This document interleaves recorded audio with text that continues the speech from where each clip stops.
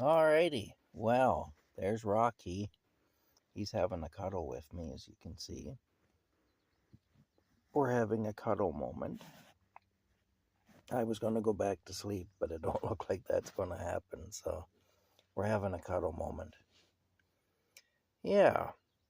Anyway, a lot of people I know, especially in Canada, get mad at people like me who refer to Canada as a shithole and who say that Canada is a very corrupt place and everything.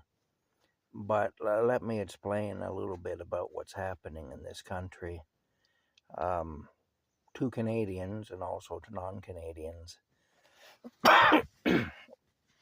Our government has very clear ties to Chinese organized crime, to basically the Chinese mafia figures. The fentanyl situation in this country is terrible. The Chinese mafia is directly involved with that. There's no desire at all to do any kind of enforcement because our government is making a shit ton of money out of it. The politicians are. Now, that money isn't coming to the people. The people are suffering. The average Canadian is suffering. And what gets to me about it, though, is how the average Canadian still upholds this system that is trying to destroy the average Canadian. One of the big reasons that real estate prices are so high and that people like myself can't afford either to buy real estate or to rent real estate, to rent a house or an apartment or whatever, is because of the money laundering that's going on with the Chinese drug cartels, and the Chinese mafia, and also the Mexican drug cartels are involved too. And what they're doing is they're buying real estate and jacking the price of real estate way up. And they're doing this, it's money laundering. There are condominiums. Look, they're building condominium buildings all over the place. In the big cities in this country, they're building these condominium buildings. Real estate developers are coming in, and they're tearing down whatever was already there. Look at this cat. And they're building condominium buildings, is what they're doing. Now, nobody can afford to buy these places. Like the average Canadian can't afford to buy a condominium to live in it, in a city. And the developers know this. So who are they building these places for? Well, if you look at who actually owns the units inside of these buildings, you'll see an awful lot of Chinese, Chinese names. These are people that have bought these places and they've never even seen them. I guarantee you, a lot of the people who own these condominiums, look at this cat. A lot of people who own these condominiums have never actually seen the condominium they've bought. Now, tell me as an average person if you could afford to buy real estate and never even see the real estate you've bought. I mean, the average person, if you're able to buy real estate, which most of us aren't, but if you are able to, you're buying it either to live in it or to run a business out of. So you're going to be there. You're going to be there every day because you're either going to be living in the place or working out of it. These people, they literally have never put the key in the door, in the lock in the door, and turned it and opened up the door and walked into what they own. It may not even exist as far as they're concerned. I mean, who knows? Maybe this condominium that this Chinese person bought doesn't even exist. They don't care because it isn't about that. It's about laundering the money. And our government is complicit in this. And this is the reason that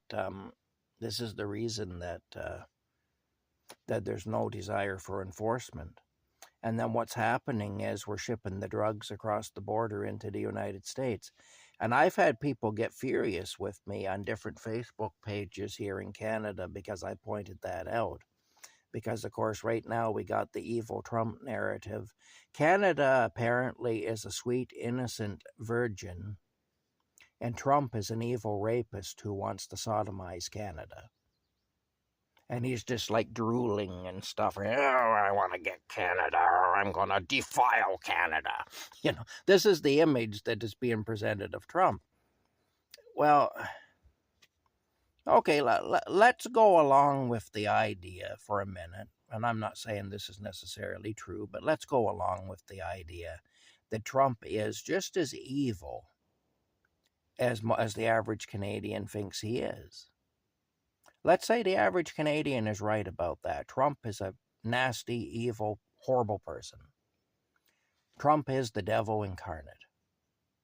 Because that's the way the average Canadian right now thinks of Trump. Because we've been told to think of him that way by our government. Well, let's have an honest look at our government, though. I mean, you know, to accuse Trump of wanting to defile Canada, it's sort of like accusing a man of wanting to defile a whore. Like, it doesn't, you know, Canada has its own issues. Canada is not a sweet, innocent, virginal place, you know. Canada is actually quite a corrupt place. You know, we have a very corrupt government here. You know, our government treats us badly. You know, and what's happened is we've been gaslit. And unfortunately, the average Canadian is so damn cognitively dissonant that they fall for this crap. You know, and it's like, look, even if you're right about Trump, and yeah, I'm not saying they are, I'm just saying even if they are, even if they're right about Trump, and Trump is just as evil as they say he is, and even if we should believe that, we should also believe that our own government is equally evil. But yet the average Canadian doesn't believe that. Instead, it's, well, we're going to put it all on Trump. Trump is the reason for all our problems. Well, Trump doesn't set policy for the Canadian government. Trump didn't force the Canadian government to be involved with drug cartels and to be Canadian politicians to line their pockets with fentanyl money and all the rest of it. Trump didn't cause, and Trump's a real estate man, you know, but even so, he did not cause this money laundering thing to be happening where that has driven up the price of real estate to the point where the average Canadian can't afford to live anywhere anymore. Trump didn't do that. That's our government that did that to us. You know, so if we're gonna walk Trump up onto the gallows and hang him, we need to walk a whole bunch of our own politicians up onto the gallows and hang them too, because they're equally guilty. And that's if we go with the government's argument and we accept the government's argument, the government of Canada's argument, that Trump is an evil bastard who's causing us trouble. Even if we accept that, there's no getting around the fact that they are equally evil to the narrative they're promoting about Trump, and that they are also causing us a great deal of trouble, and in fact have probably caused us more trouble than Trump ever could, assuming he wants to cause us trouble. You know, like, look, yes, he's tariffing us. We've tariffed them for decades. We've heavily tariffed the United States. But we don't hear about that. They don't report that on the Canadian Broadcasting Corporation, the CBC. You won't hear about that. Or at least if you do hear about it, it'd be a rare thing they'd ever bring that up. Or they bring it up in an apologist kind of a way, like to say, well, yeah, but it's different when we do it. No, it isn't. We're tariffing the hell out of the United States and have been for a long time. Um, yeah, it's like, look, you can't blame Trump for all your problems. If you stub your toe, on the dresser, walking out of your bedroom to go take a leak, in the middle of the night, that's not Trump's fault. Like, but in Canada, somebody said, that damn Trump, he caused this, right away. Yeah, he's an asshole. We hate him. He's trying to destroy us, and they won't look at their own government that's gaslighting them, and telling them that Trump is the problem. Look, Trump wasn't in politics when all this started. Like, I can trace back the destruction of Canada to Justin Trudeau's father, Pierre Elliott Trudeau, who was the prime minister of this country all through the 70s and into the early 80s. He started the ball rolling in a big way to destroy Canada. And most of his policies were about destroying Canada. All the governments since then have been about destroying Canada. So we've had, nearly 60 years of this crap. Now, of our own governments working against us, working at cross purposes to us. Trump was a little boy when all that started. I mean, how can we blame, well, I guess he wasn't a little boy, but he was a teenager. Because he must be close to 80 years old now, and we had about 60 years we've had at least 60 years of our own government trying to destroy us. So, Trump was a teenager. He was cruising up and down Main Street in a jalopy and eating burgers and fries at the local Shake Shack or whatever, trying to see if he could grab some female classmates, what, or whatever, as he says he does. But I mean, he certainly wasn't interfering with Canada. In fact, being an American, he probably didn't know all that much about Canada and didn't really care about it. He had his own stuff going on. But the bottom line is, we can't blame Trump for all our problems, and this is what's happening now. And even if Trump is evil, like our government tells us he is, and like how the average Canadian believes he is, we're still responsible for our problems. Hey, look, I've dealt with some people in my life who were truly evil. I have. I've actually seen, you want to talk about evil, I could tell you some stories that would make your blood run cold about people I have known and people I've had dealings with, and about some of the damage that's been done to me by these people. And yeah, these people made my life harder in certain ways. They disadvantaged me in certain ways. They caused me issues. They took up my time and my energy, and they injured me physically and financially and everything else. I'm not saying that none of that happened, because it did. And I know evil. I'm familiar with evil. I'm intimately familiar with evil. I know all about it. And I don't really see Trump as evil. I see Trump as just looking out for his own people, which is his job. It's what he's supposed to be doing. And because they've had so many years of presidents in the United States who didn't look out for their people, and we've had so many years of prime ministers in Canada who didn't look out for our people, this business of a politician not looking out for his people, for his constituents, has been normalized. And now you get a politician who's actually looking out for his people, and everybody gets mad. Oh, he shouldn't be doing that. What's he doing? Because, it's now weird behavior. What the hell's going on? People tend to react negatively to things that fall outside of what they're used to, even if what they're used to is really what shouldn't be. Now, I'm not saying Trump is perfect. I think there's issues with Trump, and I see them. There's all kinds of problems with Trump. He says one thing and then he'll do something else. He's made promises he hasn't kept. He promised to release the Epstein files. He did in a way, but he released them in such a way that the average person has never seen them. So, what good is that? And he's done different things like that. So I'm certainly not going to say that Trump is perfect and that Trump isn't corrupt. I'm sure he is. I mean, look, he was a freaking real estate developer in New York City.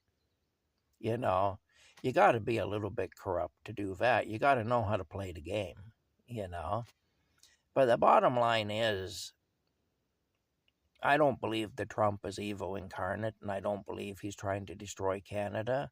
And when I hear this stuff coming from a government who I know is trying to destroy Canada, our own government, I don't give it a lot of weight. I don't feel there's any credibility there.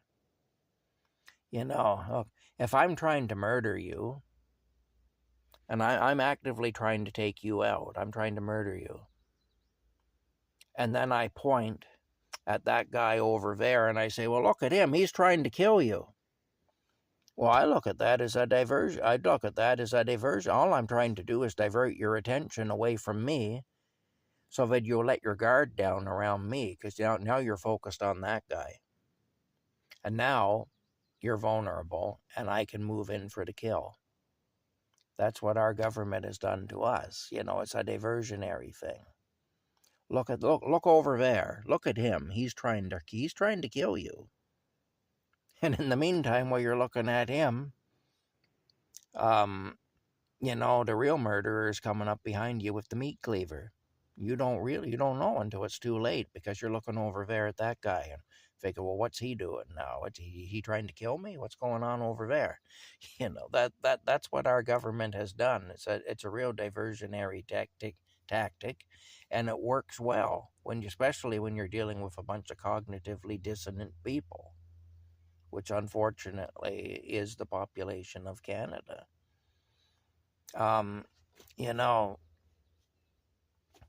The solution to homelessness is not to be charging homeless people and levying fines against them and taking them to jail and taking knives and slashing their tents up and throwing all their possessions into a dumpster. That's not the solution. The solution to homelessness, for one thing, would be to get ahead of this whole drug thing, but we won't do that because our politicians are making money out of it, so we won't do that. But we need to get rid of the politicians who are making money out of it, which is most of them. We need to get the RCMP and other police departments. We need to get them on board with enforcing this stuff, and we need to encourage them to enforce it instead of discouraging them from enforcing it. I mean, there are some cops who want to enforce the law when it comes to the drugs, but they can't because their hands are tied by higher ups.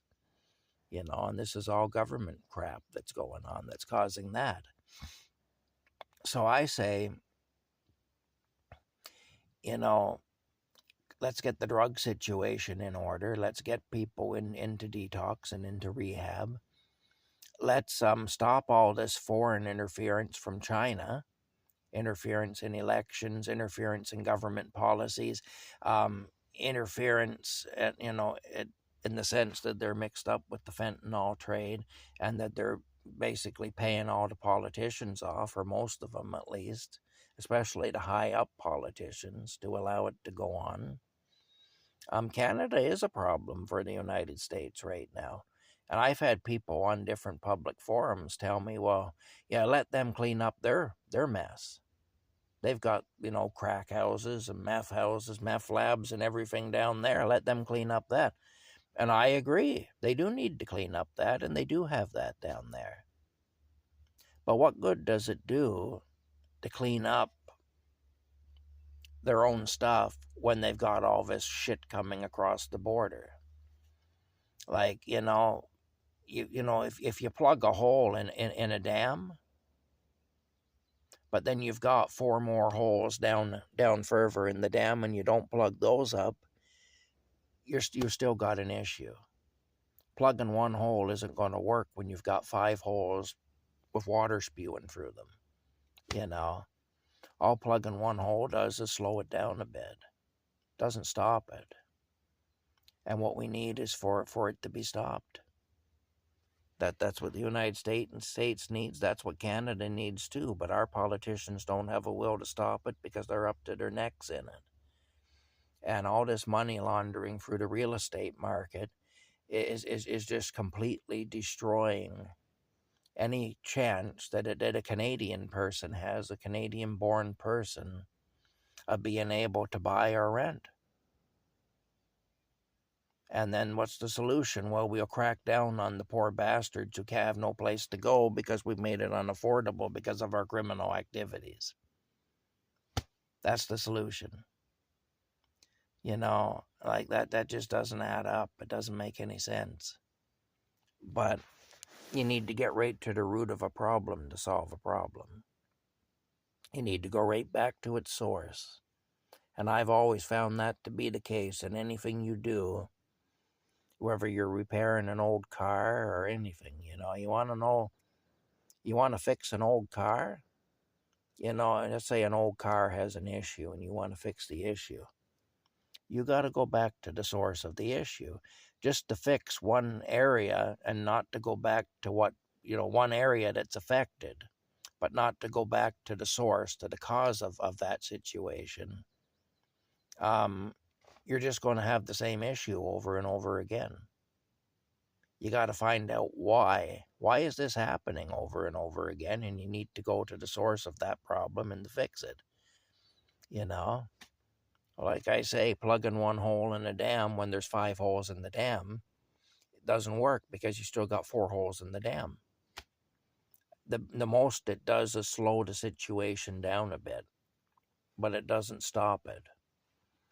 And so, you know, they say rearranging the deck chairs on the Titanic or whatever, you know. It's that kind of a solution that we're being offered over and over again by our government. Just nothing burger solutions. But the bottom line is, even if you accept the narrative that the government is pushing, that Trump is an evil bastard, that doesn't negate the fact that our own government has been working on destroying us for 60 years or more, at least 60 years. I think probably longer than that, but at least 60 years. You know, I'll be 57 on July 1st. July 1st is my birthday, which is ironic because that's Dominion Day, or now they call it Canada Day, I guess, which is the equivalent of July the 4th for American people. And, I'm certainly not a patriot, as you can tell. I'm not patriotic at all. I have a lot of negative things to say about this place. But the bottom line is, I'll be 57, and I've never lived in an era where our government wasn't screwing with us somehow. And wasn't trying to take us down and to take us out somehow. They've ramped it up now. It's worse now than it was years ago. And it's a lot more obvious now than it was years ago too. And that's one of the reasons it amazes me how readily people accept the government narrative. And they don't question it.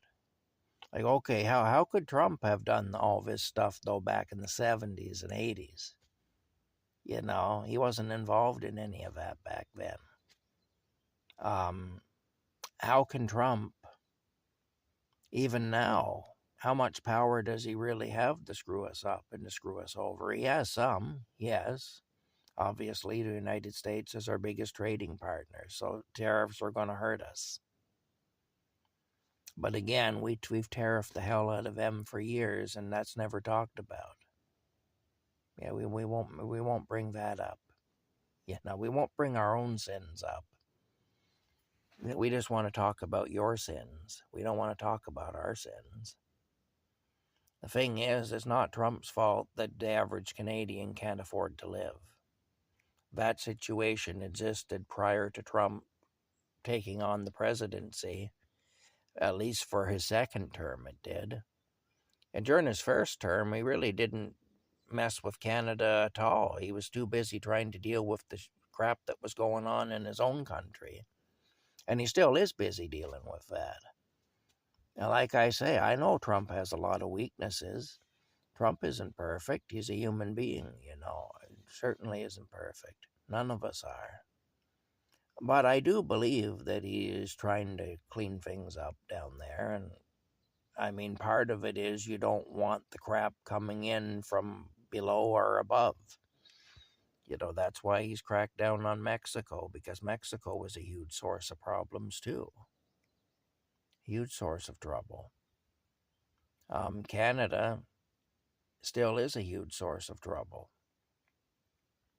So, you know, and as far as making Canada the 51st state, and you know, our politicians that are stirring up all this emotion and stuff, they know this too. But in order to make Canada or any other place a state, the way it works in the United States is it isn't just the president who has to be in favor of it. He has to have Congress on his side too. And the problem with that is that the Americans don't really want us. You know, they want the resources we have for sure, which they can trade with us for, but they don't want us really. I mean, the Democrats, and it's pretty much divided up into two camps down there. You got the Democrats and you got the Republicans. You know, up here we call them liberals and conservatives. And it's pretty much divided up into two camps here too, of liberal and conservative. The thing is, the Democrats down there, the liberal part of the population and of the government, they're not going to go for it because they see it as imperialism. Plus, they hate Trump, so anything Trump wants to do, they're going to be against automatically. You know, so I mean, they're not going to be in favor of it. And that the Republicans down there, which are the conservative, more conservative type people, and who actually are Trump's base, you know, Trump's supporters for the most part, those people, they don't want it either, because they look at Canada and they say it's a friggin' Looney Tunes place. Actually, I agree with them. I think it is too. They say, because look at all the weird, you know, all the sexual stuff in Canada, and you know, the climate, man-made climate change, alarmist, and all the rest of it. You know, like basically the country's full of fruitcakes. That's the way they look at it. We don't want to inherit a mental asylum. We already have California. That's plenty. We don't need to have a mental asylum up above us too that we now own. You know, it's not a good investment.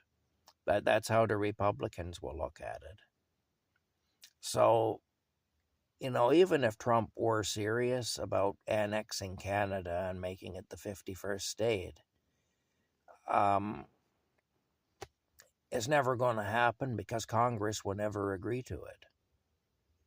So he can want that all he wants that, but it ain't going to happen because he needs Congress to back him on it, and that will never happen. And the thing is, our Prime Minister, Carney, knows this, but he's playing on people's emotions. And he's playing, plus, because Canadians tend to be very liberal in many ways, and Trump obviously is very conservative.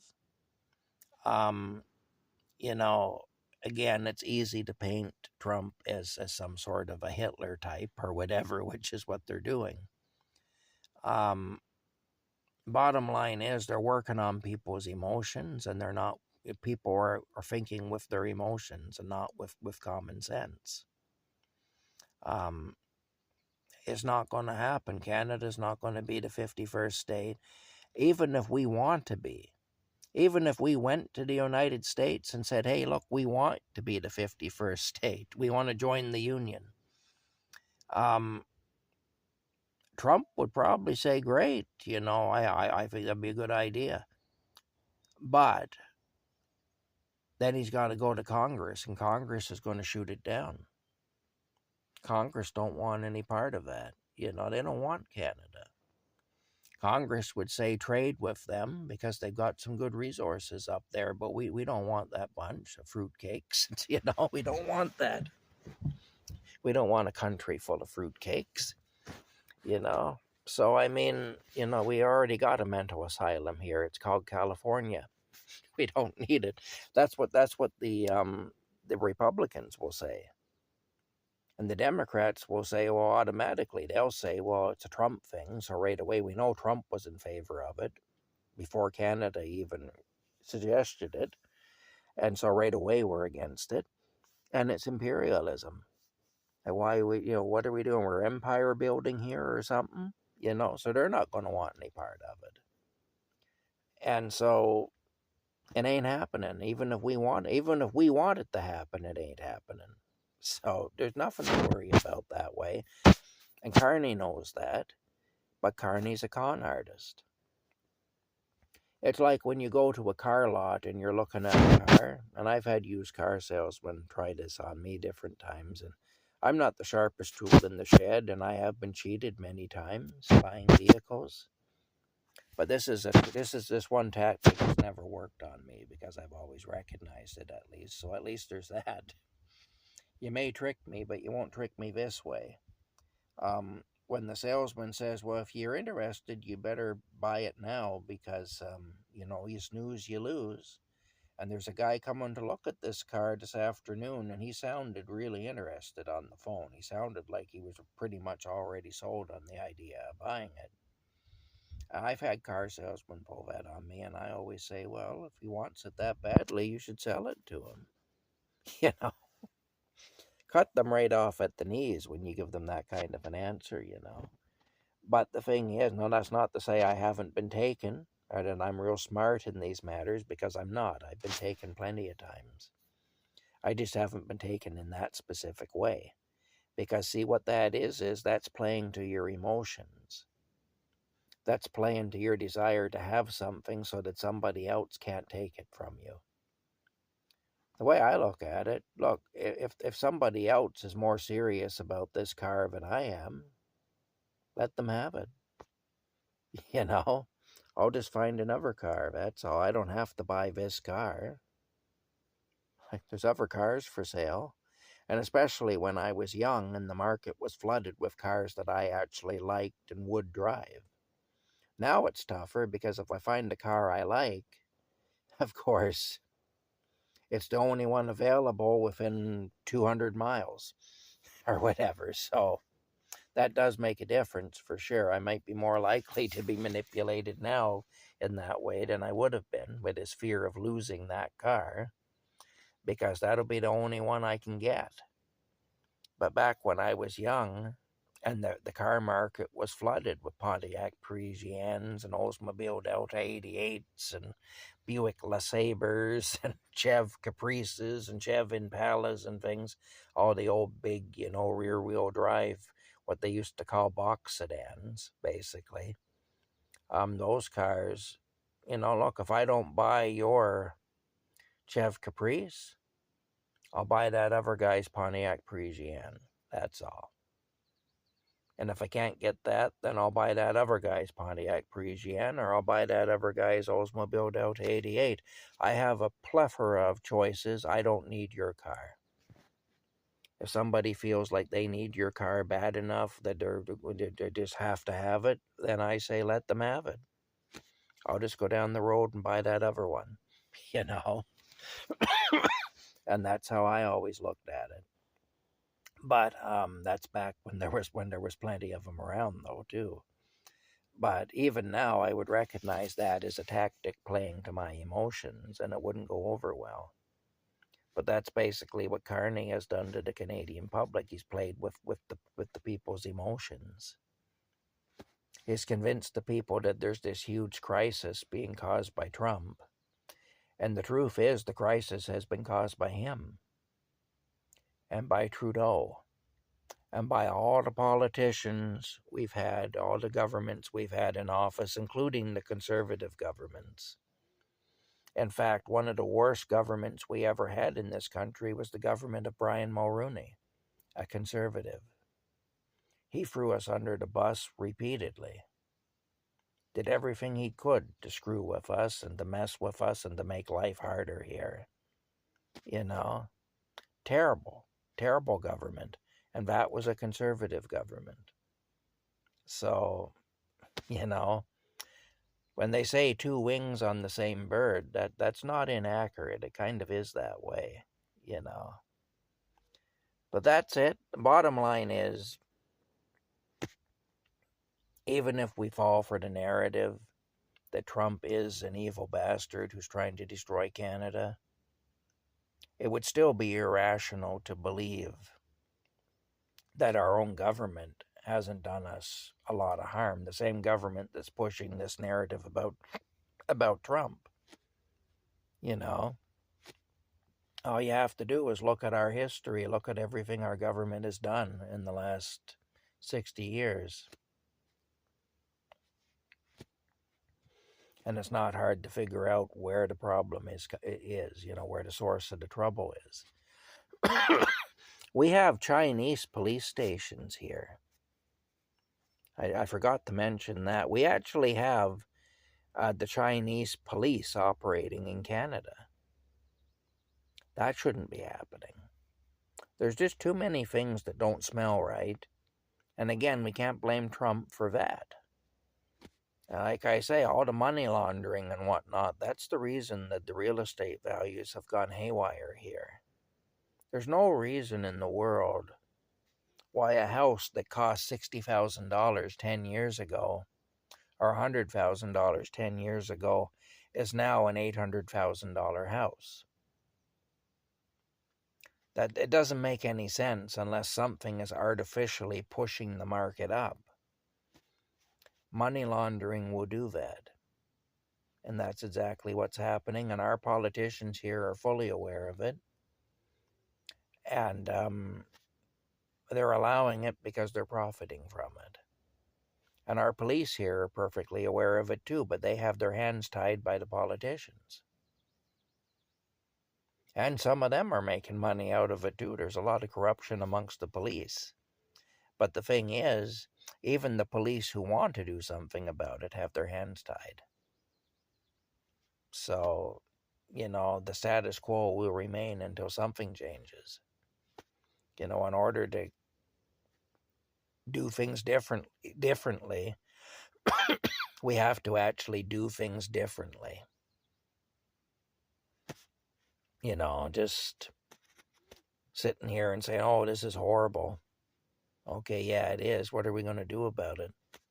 You know, like if we keep buying the narrative that's being fed to us by a bunch of crooks and gangsters, we're not going to do anything. And the status quo will continue, and more people will be on the streets, and it'll be brutal. That's the bottom line. It'll just be brutal. It already is brutal. It's going to get worse unless we do something. We got to change what we're doing.